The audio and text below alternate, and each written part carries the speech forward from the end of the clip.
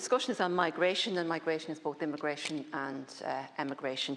And Ireland as a state are no strangers to emigration. We've had millions of people leave our shores over the last couple of centuries.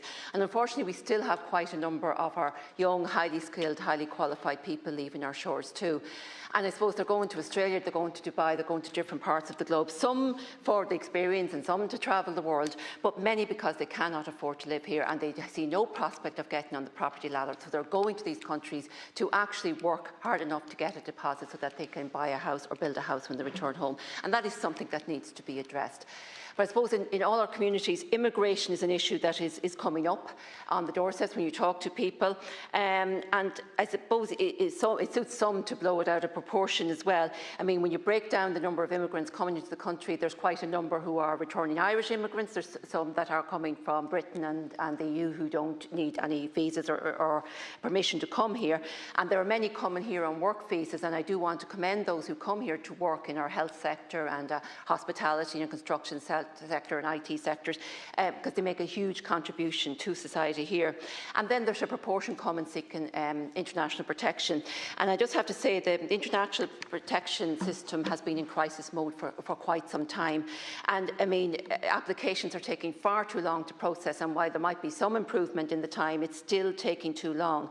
And people then who don't meet the threshold for asylum, they're not being deported. And we need to see people, unfortunately, we need to see people deported if they don't meet that threshold. And there's also a massive profiteering provision of frequently inappropriate private IPAS accommodation. So we need to see the state providing state-owned accommodation, proper accommodation for people seeking protection. But we also need to see properly resourced integration measures put into our communities, because a lot of this is falling on our family resource centres, who are doing a terrific job, but they are absolutely overworked and oversubscribed, and they're not getting the resources needed to do this work. So we need to put more resources into those family resource centres or other services to provide integration. And we also need to ensure that there's open and transparent discussions with communities around the issue of immigration and international protection, and that it shouldn't be seen as something that's been done in secret and behind their backs.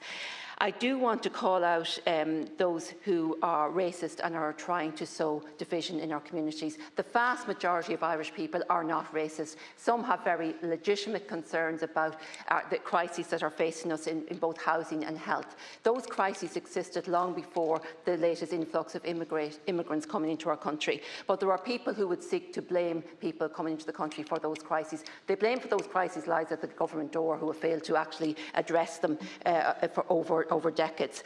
And the vast majority of people coming here are also decent people who want to just work and improve their living conditions for themselves and their family, just like Irish people did for many generations when they left our shores and went elsewhere.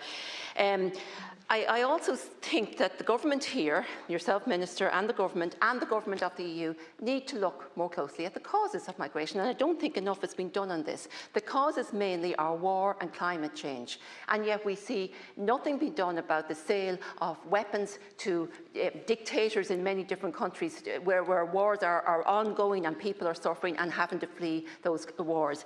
And the climate change, where that's occurring it's occurring in poorer countries, not because of their fault, but because of the colonial powers that controlled those countries for many generations and took the riches out of them. So I think we really do need to deal with the causes of migration if we're going to sort this problem long term. Thank you.